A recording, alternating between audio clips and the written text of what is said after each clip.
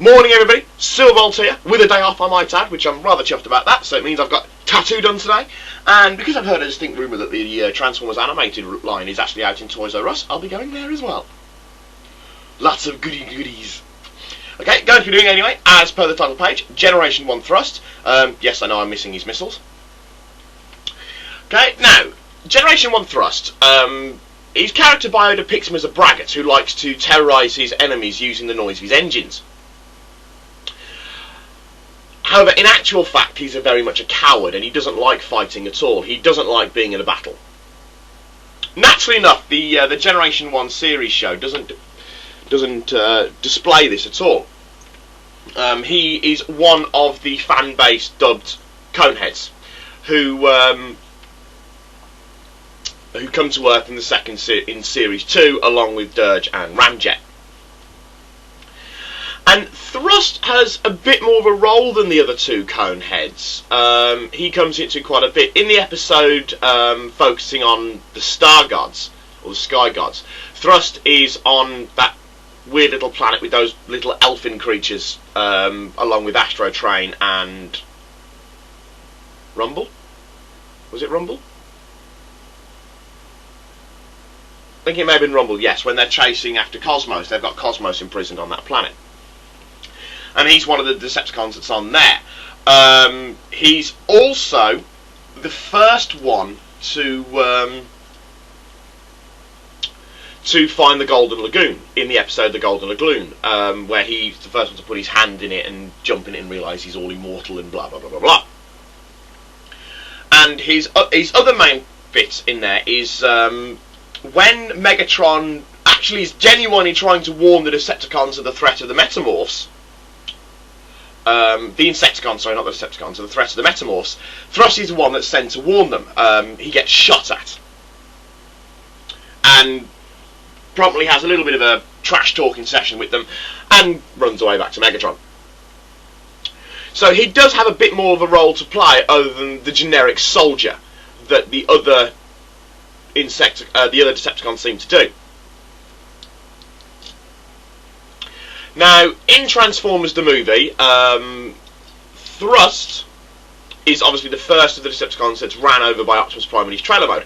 However, it also appears that Thrust would die at the end of the movie, because him, Ramjet, and Dirge fly into Unicron's mouth. Why? I don't know. An act of insane suicidal courage? You know, why they fly into the guy's mouth, I really don't know. But Unicron basically goes, hung! And you see it exploding out of his mouth. However, he is present on the opening episodes of the Five Faces of Darkness.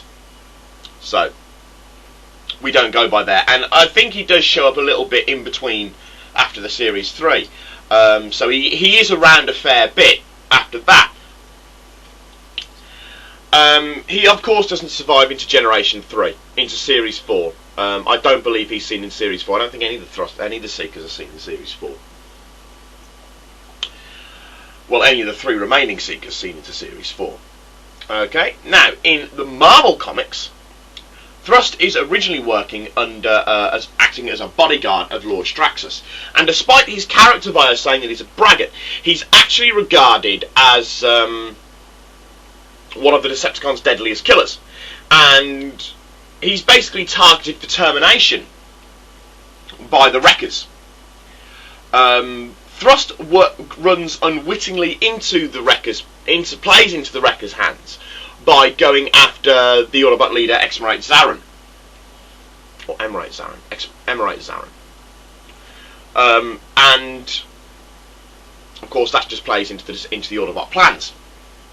He then goes to Earth and is part of the Decepticon Earth forces on Earth, and is, well, he gets the same fate as the rest of the of the Generation 1 Transformers in that, when he is deactivated by the underbase powered Starscream. You know, I think I might just have a random clip at the bottom of all these whenever I do a G1 review for the Marvel Comics saying deactivated by the underbase powered Starscream. That way I don't need to say it in virtually every video. Thrust is one of the ones that you don't see reactivated after the underbase powered scenario goes. But because Dirge and Ramjet, who also go into attack Starscream at the same time as Thrust, because you see them get reactivated, it's assumed that yes, they do all get reactivated. So we always have that little thing to tide us over. Now, in the later publications, in the Dreamwave productions, in the Third War Within productions, Thrust appeared with the Decepticon troops led under Shockwave. And Thrust is one of the ones that works beside Shockwave. But when Megatron comes back, Thrust is and Shockwave is defeated out in the Cybertron wastes. Thrust is one of the ones that joins up with Megatron and goes on from there. He does appear in the Devil's Due crossover, which was the crossover between Transformers and the G.I. Joe. However, when the Cobra Commander places Starscream puts explosives in him, it's assumed that Thrust is one of the ones blown up in that subsequent explosion. Because Thrust is one of the ones that seems to come in and die a lot. And that's basically what he does. Again, in the IDW publishing of Stormbringer, Thrust is one of the ones that's told to watch over the Thunderwing fiasco. However, he very wisely, I would imagine, actually promptly legs it because he doesn't want to. He doesn't want to get killed along with everybody else. Okay, so he does come into it and out of it quite a bit. In both the cartoon and in the comics. Probably the most, as I said earlier on, probably the most prolific of all the three Conehead Seekers. Now, onto the toy itself. Thrust is a V2L jet, as in a vertical takeoff and landing jet. Though I don't believe he's got a Pacific model. Because, well, I can't find any reference from him as having a Pacific model, unlike, say, the likes of Starscream, who's the F-15. And, of course, Skywalker and Thundercracker are as well. And Dirge and Ramjet also have Pacific jets, I believe. Thrust does not. And the only way you know that he's really a V2L jet is because of those fins on his wings. Though in the cartoon, and I don't believe in the comics either, it doesn't really show it as a proper jet. It's just the design that happened to give him.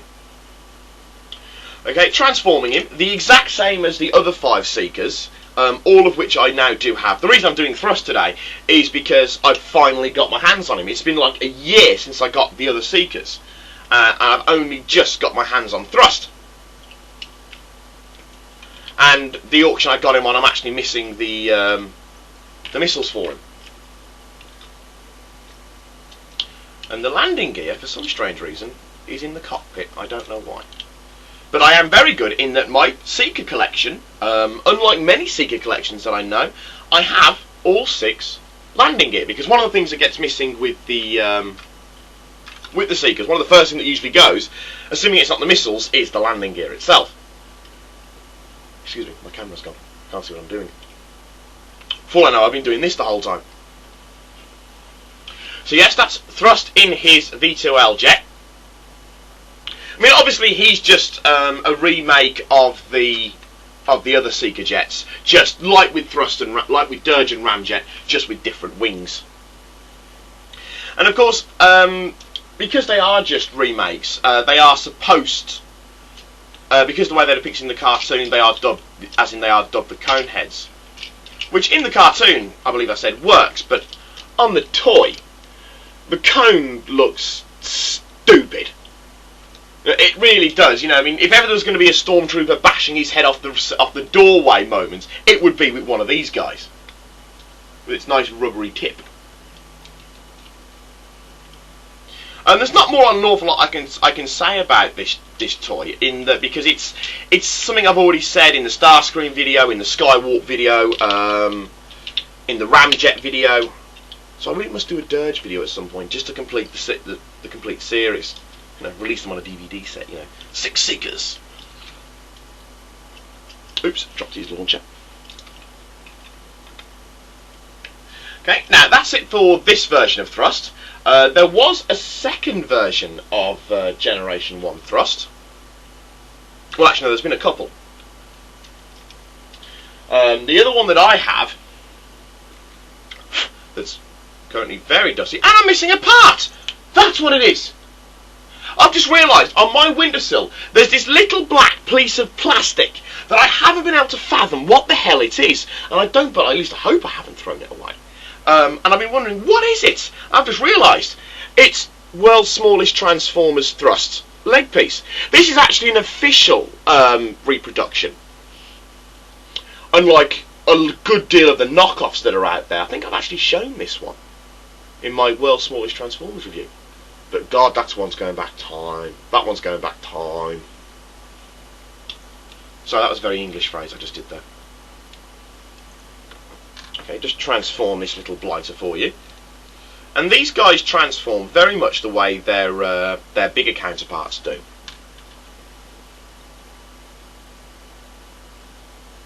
And these are really funky little toys. They really are funky little toys. And they transform virtually the exact same way as their Generation 1 counterparts do. Just need to push that in there without breaking it, because these are all pop-off pieces. Because they're all pop-off pieces, you know, they don't, most of them aren't jointed, they're all just pop-off parts, so. Right, we'll do it at that. Leave it at that, because I don't want to spend too much time fiddling around with it and then doing what I do. Ah, there we go. Doing what I do, which is breaking the damn things. And there we have him in his V2L jet mode. So, you know, quite a big of a difference. He's just a like this one, the World's Smallest Transformer Thrust is just a repaint of Starscream with different wings added. So yes, but it's quite funky. It is quite a funky little jet. It's quite a funky little jet. Okay, that's Silverbolt done. Wow, referring to myself in the third person, that's weird. Okay, but I'm done here for today with Thrust, so I'm going to sign off now and upload this. This is Silverbolt with Thrust, signing off, saying au revoir, adios, auf Wiedersehen.